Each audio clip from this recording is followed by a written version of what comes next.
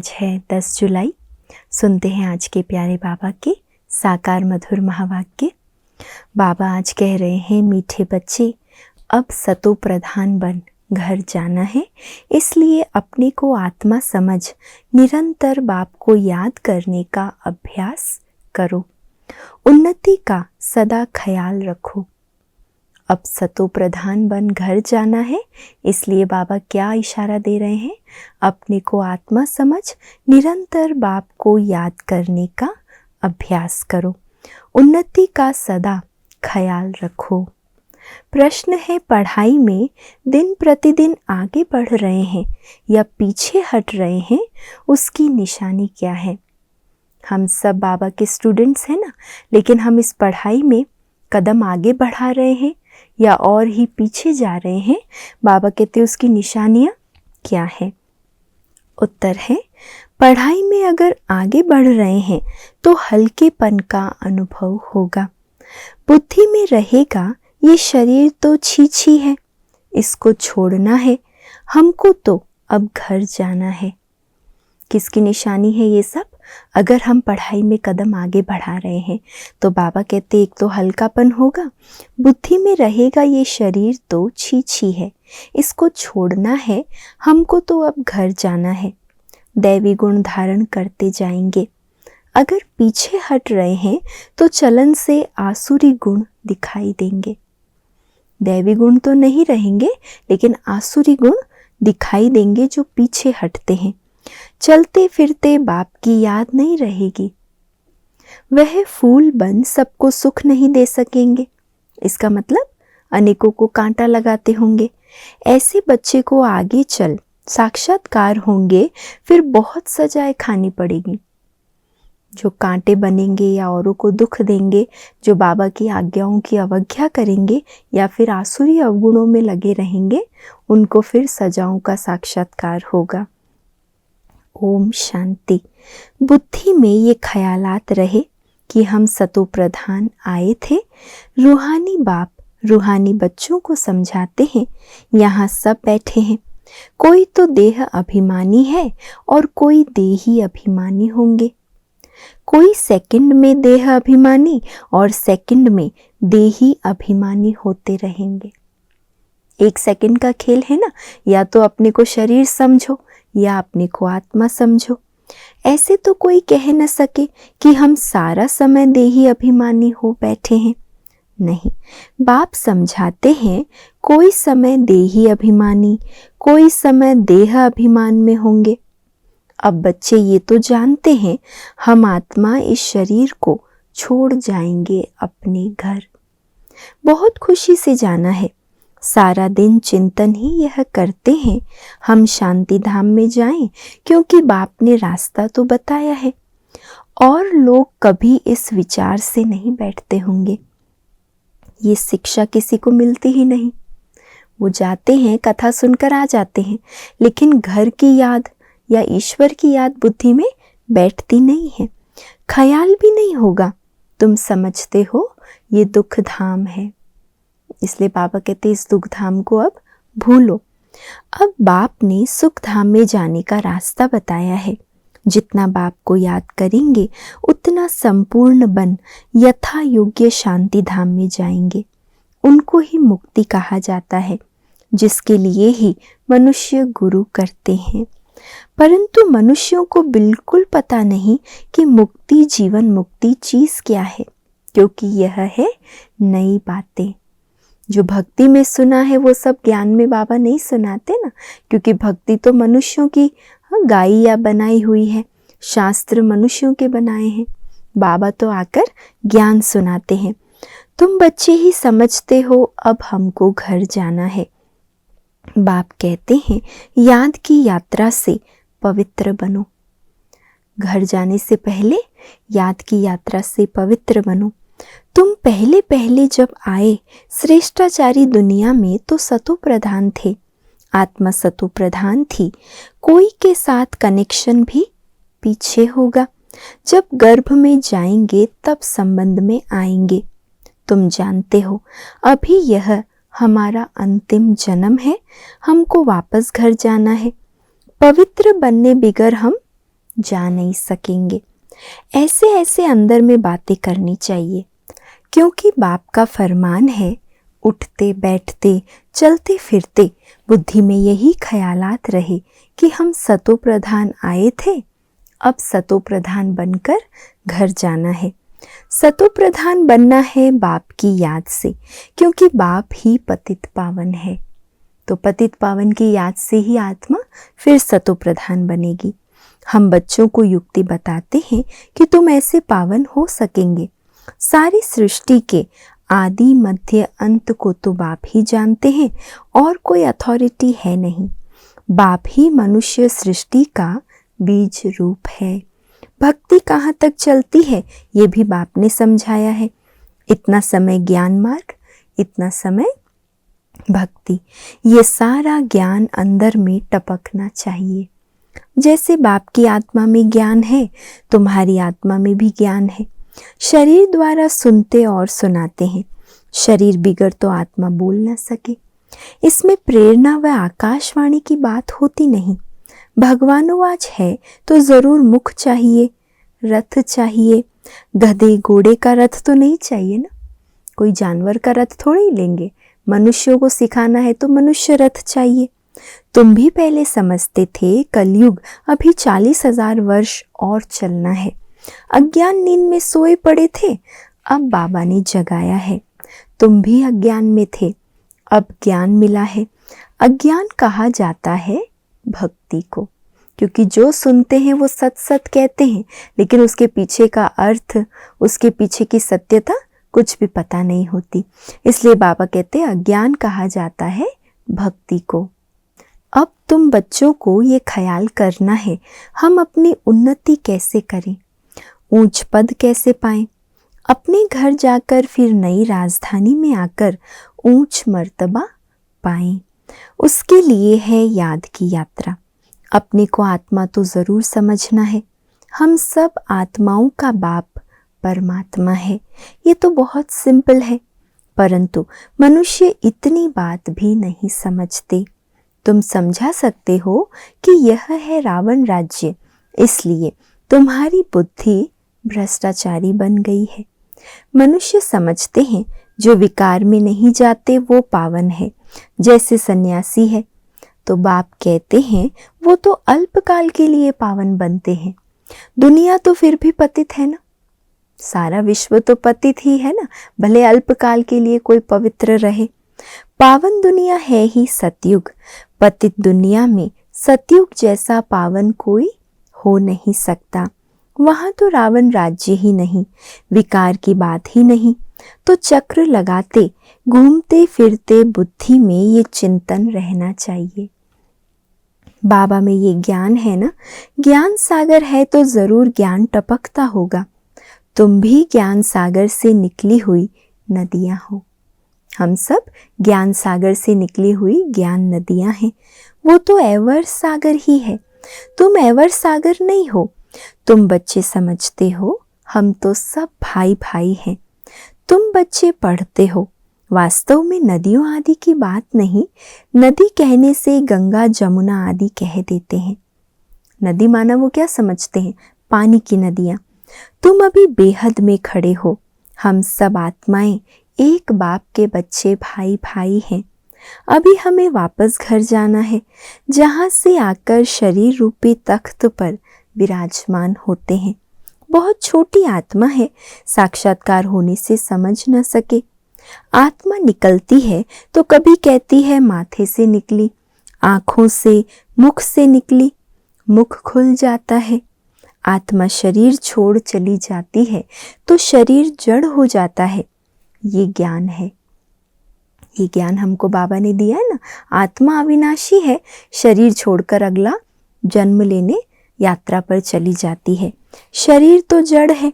Student की बुद्धि में सारा दिन पढ़ाई रहती है। तुम्हारे भी सारा दिन पढ़ाई के ही ख्यालात रहने चाहिए।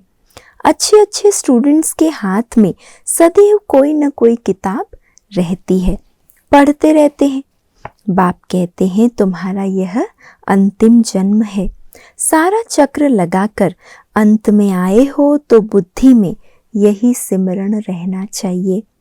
धारणा कर औरों को समझाना चाहिए। कोई को तो धारणा होती ही नहीं। स्कूल में भी नंबरवार स्टूडेंट होते हैं, सब्जेक्ट भी बहुत होती है। यहाँ तो सब्जेक्ट एक ही है। देवता बनना है, यही पढ़ाई का चिंतन चलता रहे। ऐसे नहीं पढ़ाई भूल जाए, बाकी और ख्यालात चलते रहे। देवता बनने के पहले हम सब ब्राह्मण हैं और ब्राह्मण बनने के साथ साथ हम स्टूडेंट भी हैं। तो बाबा कहते इस पढ़ाई से ही आपके मैनर्स सुधरेंगे, आत्मा की उन्नति होगी। इसलिए पढ़ाई में तो निरंतर लगा रहना चाहिए। बुद्धि में सारा दिन पढ़ाई के ख्याल रहे। ये स्टूडेंट लाइफ हमें कभी भूलनी नहीं है। धंधे वाला होगा, अपने धंधे के ही ख्यालात में लगा रहेगा। स्टूडेंट पढ़ाई में ही लगा रहेगा। तुम बच्चों को भी अपनी पढ़ाई में रहना है। कल एक निमंत्रण पत्र आया था इंटरनेशनल योग कॉन्फ्रेंस का। तुम उन्हों को लिख सकते हो। तुम्हारा तो यह है हठ योग। इसकी एम ऑब्जेक्ट क्या है, इससे फायदा क्या होता है? हम तो राजयोग सीख रहे हैं। परमपिता परमात्मा जो ज्ञान सागर है, वह रचयिता हमको अपना और रचना का ज्ञान सुनाते हैं। अब हमको वापस घर जाना है। मन मना भव। घर जाने के लिए बाबा क्या महामंत्र देते हैं? मन मना भव। यह है हमारा मंत्र। हम बाप को और बाप द्वारा जो वर्षा मिलता है उसको याद करते हैं। तुम यह हठ योग आदि करते आए हो, इसकी एम ऑब्जेक्ट क्या है? हमने अपना तो बताया कि हम यह सीख रहे हैं। तुम्हारे इस हठ योग से क्या मिलता है? राजयोग की एम ऑब्जेक्ट तो बता दी हमने। अब बाबा कहते उनसे पूछो कि तुम्हारी एम ऑब्जेक्ट क्या है हठ योग की। हमने अपना तो बताया ना कि यह सीख रहे हैं। ऐसा रेस्पॉन्ड नटशेल में लिखना है। ऐसे ऐसे निमंत्रण तो तुम्हारे पास बहुत आते हैं। ऑल इंडिया रिलीजियस कॉन्फ्रेंस का तुमको निमंत्रण आए और तुमको बोले आपका एम ऑब्जेक्ट क्या है, तो बोलो हम ये सीख रहे हैं। अपना ज़रूर बताना चाहिए। जो हम लक्ष्य लेकर कर रहे हैं वो ज़रूर बताओ। क्यों? ये राजयोग तुम सीख रहे हो। बोलो हम ये पढ़ रहे हैं। हमको पढ़ाने वाला भगवान है। हम सब ब्रदर्स हैं। हम अपने को आत्मा समझते हैं। बेहद का बाप कहते हैं अपने को आत्मा समझ माम एकम याद करो तो तुम्हारे पाप कट जाएंगे। ऐसी ऐसी लिखत बहुत अच्छी रीति छपा कर रख दो। फिर जहाँ जहाँ कॉन्फ्रेंस आदि हो वहाँ भेज दो। कहेंगे ये तो बहुत अच्छे कायदे की बात सीखते हैं। इस राजयोग से राजाओं का राजा विश्व का मालिक बनते हैं। हर 5000 वर्ष बाद हम देवता बनते हैं, फिर मनुष्य बनते हैं। ऐसे ऐसे विचार सागर मंथन कर फर्स्ट क्लास लिखत बनानी चाहिए। उद्देश्य तुमसे पूछ सकते हैं तो यह छपा हुआ रखा हो कि हमारी एम ऑब्जेक्ट यह है। बाबा कहते दुनिया को भी पता चलना चाहिए कि हम ये जो राजयोग सीख रहे हैं उसके पीछे हमारा लक्ष्य, हमारा उद्देश्य क्या है। तो इसलिए बाबा कहते ऐसे रखा होगा छपा हुआ तो तुम बता सकते हो। ऐसे लिखने से टेम्पटेशन होगी। इसमें कोई हठ योग या शास्त्रार्थ करने की बात नहीं है। उनको शास्त्रार्थ का भी कितना अहंकार रहता है। वो अपने को शास्त्रों की अथॉरिटी समझते हैं। वास्तव में तो वह पुजारी है। अथॉरिटी तो पूज्य को कहेंगे, पुजारी को क्या कहेंगे। तो ये क्लियर कर लिखना चाहिए हम क्या सीखते हैं। बीके का नाम तो मशहूर हो गया है। योग तो 2 प्रकार का है। एक है हठ योग, दूसरा है सहज योग। वो तो कोई मनुष्य सिखला न सके। राजयोग एक परमात्मा ही सिखलाते हैं। बाकी यह अनेक प्रकार के योग हैं मनुष्य मत पर।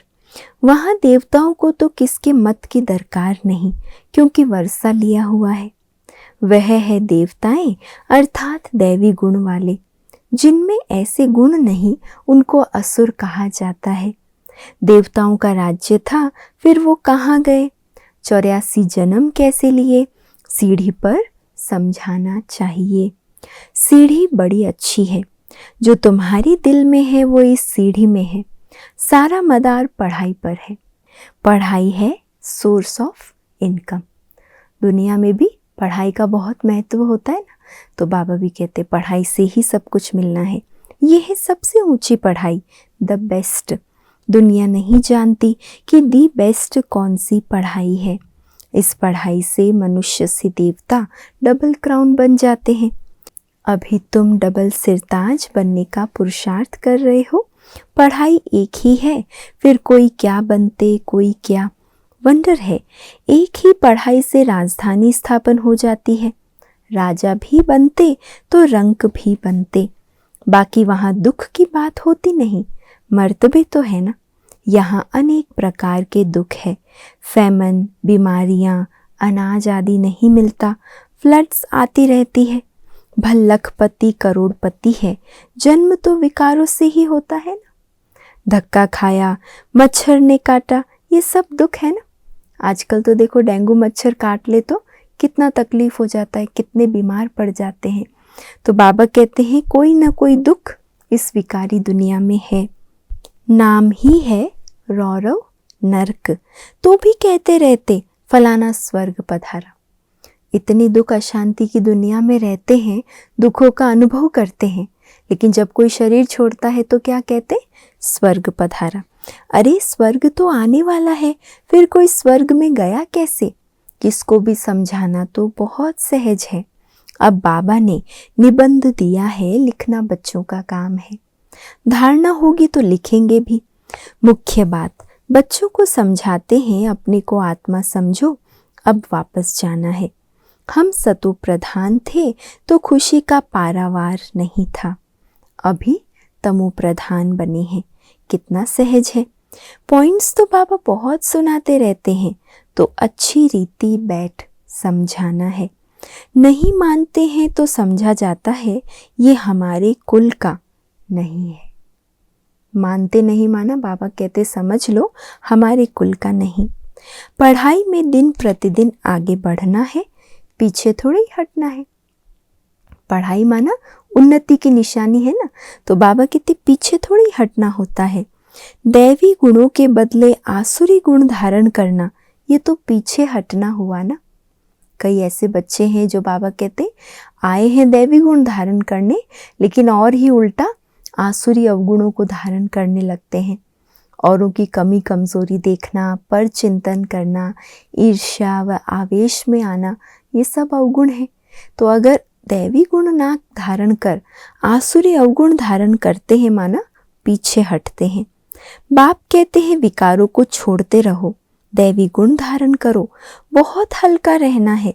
ये शरीर छीछी है, इसको छोड़ना है। हमको तो अब जाना है घर। बाप को याद नहीं करेंगे तो गुलगुल नहीं बनेंगे, बहुत सजाएं खानी पड़ेगी। आगे चल तुमको साक्षात्कार होंगे, पूछेंगे तुमने क्या सर्विस की है ना। जब धर्मराज बैठेगा तो धर्मराज की सभा में वो सब पूछेगा कि तुमने क्या क्या सर्विस की, सारा साक्षात्कार बाबा कराएगा। तुम कभी कोर्ट में नहीं गए, बाबा ने सब कुछ देखा हुआ है, कैसे ये लोग चोरों को पकड़ते हैं, फिर केस चलते हैं, तो वहाँ भी तुमको सब साक्षात्कार कराते रहेंगे। जैसे इस दुनिया की कोर्ट में जज या वकील सवाल पूछकर सारा जुर्म कबूल करवाते ना अपराधी से, ऐसे बाबा कहते धर्मराज भी कहेगा तुमने क्या किया क्या नहीं किया, कितने गलत कार्य किए। हाँ, वो बाबा सब साक्षात्कार कराएगा। सजाएं खाकर फिर पाई पैसे का पद पालेंगे। टीचर को तो रहम आता है ना, ये नापास हो जाएंगे। ये बाप को याद करने की सब्जेक्ट सबसे अच्छी है, जिससे पाप कटते जाएं। बाबा हमको पढ़ाते हैं, यही सिमरन करते चक्र लगाते रहना चाहिए। स्टूडेंट टीचर को याद भी करते हैं और बुद्धि में पढ़ाई रहती है। टीचर से योग तो ज़रूर होगा ना, ये बुद्धि में रहना चाहिए। हम सब भाइयों का एक टीचर है, वो है सुप्रीम टीचर। आगे चल बहुतों को मालूम पड़ेगा, अहो प्रभु तेरी लीला। महिमा करके मरेंगे परंतु पा तो कुछ नहीं सकेंगे।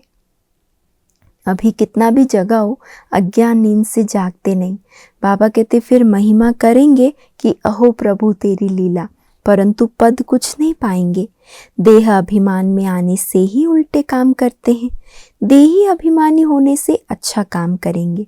बाप कहते हैं अब तुम्हारी वानप्रस्थ अवस्था है, वापस जाना ही पड़ेगा। हिसाब किताब चुकतू कर सबको जाना है, चाहे या ना चाहे जाना तो ज़रूर है। एक दिन ऐसा भी आएगा जो दुनिया बहुत खाली हो जाएगी। सब आत्माएं शरीर छोड़कर अपने घर चली जाएगी, सिर्फ भारत ही रहेगा।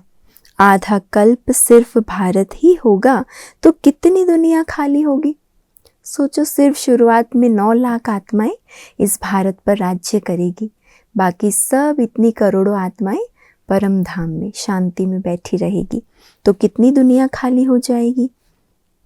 ऐसा ख्याल कोई की बुद्धि में नहीं होगा सिवाय तुम्हारे। फिर तो तुम्हारा कोई दुश्मन भी नहीं होगा। दुश्मन आते हैं क्यों? धन के पिछाड़ी। भारत में इतने मुसलमान और अंग्रेज क्यों आए? बाबा कहते देखो, दुश्मन या चोर क्यों आता है? धन दौलत देख कर आते ना। तो भारत जो इतना धनवान सोने की चिड़िया था, तो इसीलिए मुसलमान और अंग्रेज इसीलिए आए क्योंकि पैसा देखा। पैसे बहुत थे, अब नहीं है तो अब और कोई है नहीं, पैसे ले खाली कर गए। मनुष्य ये नहीं जानते। बाबा कहते हैं पैसा तो तुमने आप ही खत्म कर दिया ड्रामा प्लान अनुसार। तुम्हें निश्चय है हम बेहद के बाप के पास आए हैं। कभी किसके ख्याल में भी नहीं होगा कि यह ईश्वरीय परिवार है। इतना सुंदर, इतना प्यारा, इतना मीठा ये ईश्वरीय परिवार है। अच्छा, मीठे मीठे सिकिलधे बच्चों प्रति माता पिता बाप दादा का याद प्यार और गुड मॉर्निंग। रूहानी बाप की रूहानी बच्चों को नमस्ते, और हम सब रूहानी बच्चों की रूहानी माता पिता बाप दादा को याद प्यार, गुड मॉर्निंग और नमस्ते। धारणा के लिए आज का मुख्य सार। पहला, चलते फिरते बुद्धि में पढ़ाई का चिंतन करना है। कोई भी कार्य करते बुद्धि में सदा ज्ञान टपकता रहे, यह दी बेस्ट पढ़ाई है जिसे पढ़कर डबल क्राउन बनना है। दूसरा, अभ्यास करना है हम आत्मा भाई भाई हैं। देह अभिमान में आने से उल्टे काम होते हैं, इसलिए जितना हो सके देही अभिमानी रहना है। आज का वरदान है, सत्यता की शक्ति द्वारा सदा खुशी में नाचने वाले शक्तिशाली महान आत्मा भव।